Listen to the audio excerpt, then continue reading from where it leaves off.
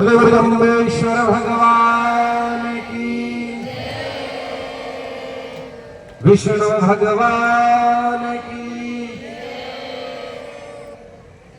श्री गुरु जम्बेश्वर मंदिर चित्र के भूमि पूजन पर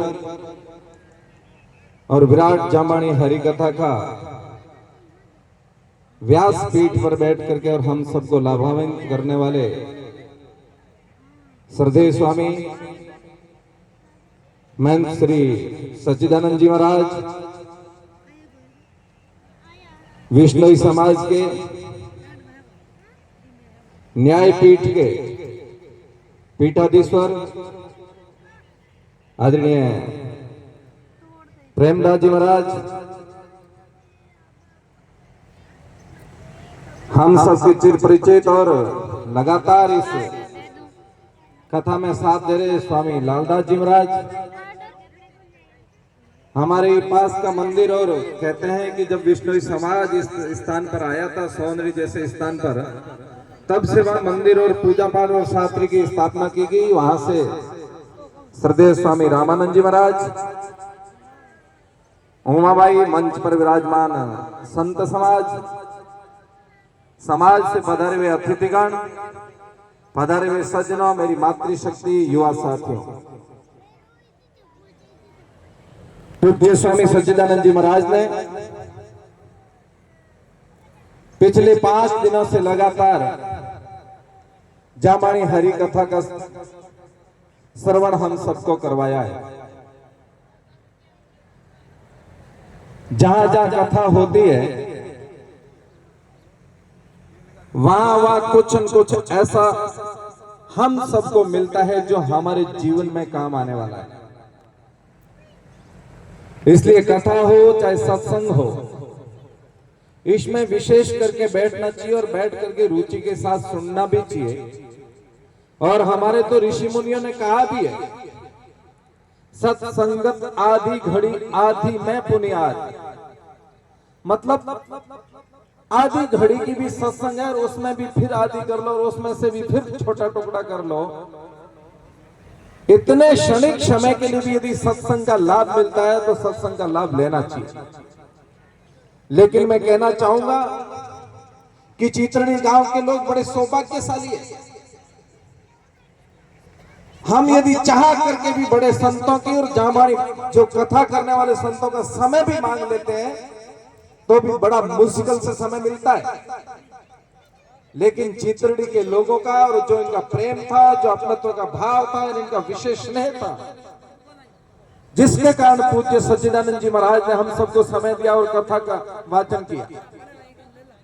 अब हमको तय करना है कि पिछले 5 दिन की कथा में जो हमने सुना है उनमें से हमें क्या ग्रहण करना है, क्या ग्रहण नहीं करना, वो हमारे पर तय करता है।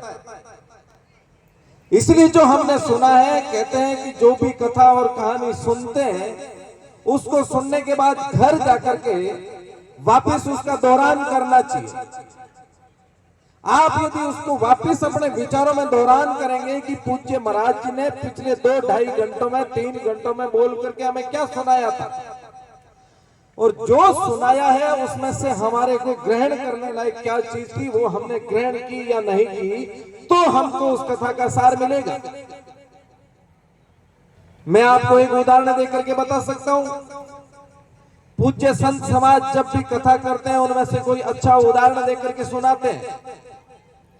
लेकिन आप में से बैठे हुए मैं सब लोगों से यदि पूछना चाहूं कि सच्चिदानंद जी ने पिछले 5 दिनों में उदाहरण के रूप में ऐसे कौन कौन से उदाहरण दिए, मुझे कोई 1-2 उदाहरण देकर के सुना दो। मैं दावे के साथ कहता हूं बैठे हुए लोगों में से मुश्किल से 1-2 लोग होंगे कि इस प्रकार के उदाहरण दिए थे। लेकिन ये याद हमको क्यों नहीं रहा?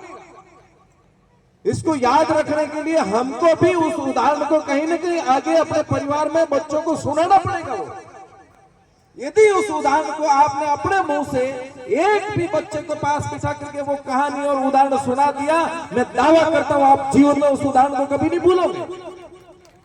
लेकिन यदि आपने उसको सुन करके बैठ लिया और किसी को वो उदाहरण नहीं बताया तो वो आपको याद नहीं रहेगा। इसलिए जो ये ज्ञान है, ये जो खर्च करेंगे क्यों हमारे पास बढ़ेगा, और इस ज्ञान को यदि रोकने का प्रयास करेंगे तो ये बढ़ेगा नहीं। इसलिए जो भी हमारे समझ में अच्छी बात आती है, जो समाज के लायक है, समाज में बताने लायक है, जिसका कुछ जाकर के अच्छा भाव निकलने वाला है, ऐसी सब बातों को यदि अगला सुनने के लिए आतुर भी नहीं है तो भी उसको जबरदस्ती पकड़ करके भी सुनाना चाहिए, तो कम से कम वो सुनेगा, लेकिन हमको हमेशा के लिए याद हो जाएगा।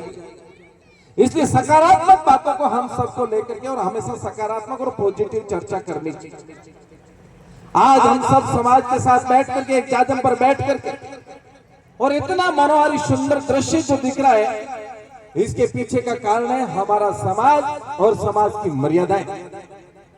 आज सब लोग जो मेहमान बैठे हैं सामने एकदम श्वेत वस्त्रों के अंदर बैठे हैं। जब दृष्टि आप पर टिकती है तो बहुत अच्छा दृश्य दिखता है और अपने आप में बड़ी आत्मा अनुभूति होती है कि मेरा समाज कितना स्वच्छ और सुंदर समाज है और कितना अच्छा दृश्य बनकर के सामने दृश्य के रूप में आप सामने बैठे हैं। इसका कारण है भगवान जामो जी की बताई हुई बातों पर चलने के लिए। और जब भगवान जामो जी की बताई हुई बातों पर हम चलते हैं तो दुनिया के सामने एक बहुत बड़ा उदाहरण बन करके हम भी प्रस्तुत होते हैं। इसलिए जो संत समाज के द्वारा और संतों के द्वारा जो कुछ बताया जाता है, एक एक बात को अच्छे से ग्रहण करना चाहिए। और 5 दिन की इस कथा के अंदर यदि हमने जीवन में केवल एक छोटी सी बात को भी हमारे जीवन में उतार लिया तो मैं कहता हूँ जो हमने 5 दिन की कथा सुनी थी ये हमारे सबके लिए सार्थक हुई है। और यदि हमने एक बात भी हमारे गले में नहीं उतारी है तो पूज्य संतों ने अपने मुखारबिंद से कथा कही, आपने अपने कानों से एक से सुनी दूसरे कानों से निकाल दी। ब्रह्मांड के अंदर तो वो शब्द गुंजायमान है, लेकिन हमारे हृदय और हमारे कानों से वो बात निकल गई, वो हमारे किसी काम आने वाली बात नहीं है। इसलिए जहां भी बैठे, जब भी बैठे, जिस जगह बैठे, जिस स्थान पर बैठे, वहां से कोई ना कोई एक बात को मजबूती के साथ पकड़ना चाहिए। मैं मेरे जीवन में सुधार कैसे कर सकता हूं, मैं मेरे परिवार में सुधार कैसे कर सकता हूं, मैं मेरे समाज में उस बात का सुधार कैसे कर सकता हूं, इसको लेकर के और हमको गहराई से सोचना चाहिए और आत्मचिंतन भी करना चाहिए। आज के यदि भौगोलिक परिदृश्य की हम चर्चा करते हैं, आज की यदि समय के और वातावरण के अनुकूल की परिस्थितियों से यदि हम चर्चा करते हैं तो हमको भी दुनिया के साथ उसी ताकत के साथ दौड़ना पड़ेगा, उनके साथ कदम से कदम मिलाकर के आगे बढ़ना पड़ेगा, तब जाकर के हम दुनिया की बराबरी कर पाएंगे।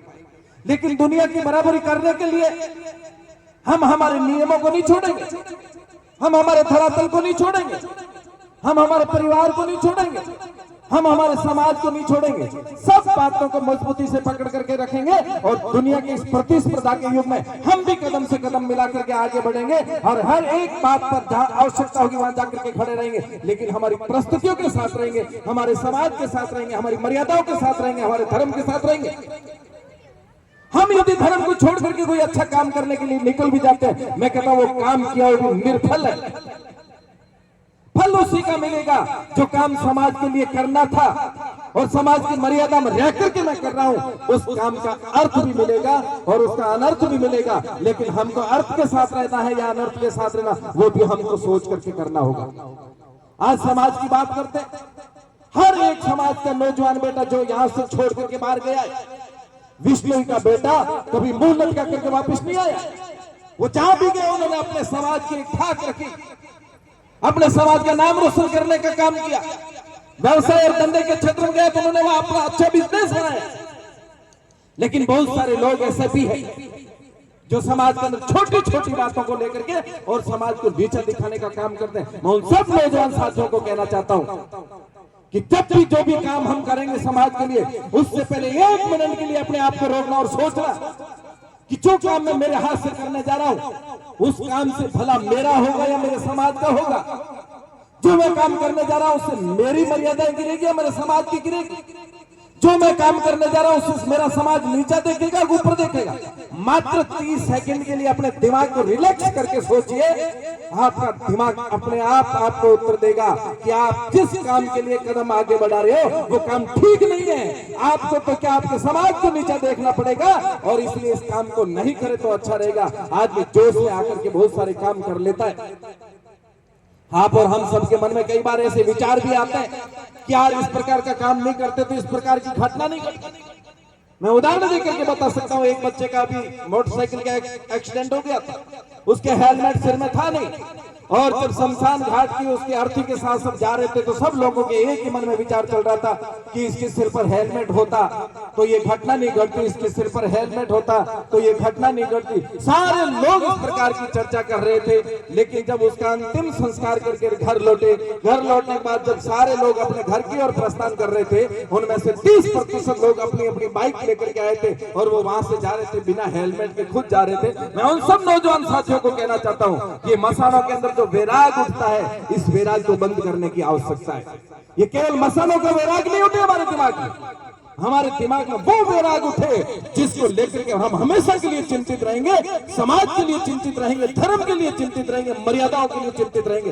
तब जाकर के हम समाज को मजबूती के साथ खड़ा कर पाएंगे। मैं जो काम कर रहा हूं मेरे समाज के लिए कर रहा हूं, मेरे धर्म के लिए कर रहा हूं, मेरी समाज की मर्यादाओं के लिए कर रहा हूं। मेरा समाज नीचे नहीं देखे, मेरा धर्म नीचे नहीं देखे, इसको हम कैसे बचा सकते हैं, इसको लेकर के हम सबको सोचना होगा। हमारे बीच में मुकाम पीठाधीश्वर स्वामी रामानंद जी महाराज पधार, एक बार जोरदार तालियों से पूज्य संतों का स्वागत और अभिनंदन करेंगे।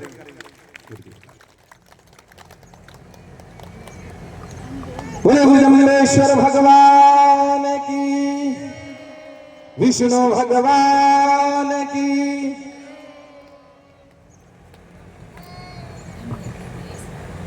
बहुत बहुत धन्यवाद भाई साहब अनंतराम जी बिश्नोई, बहुत ही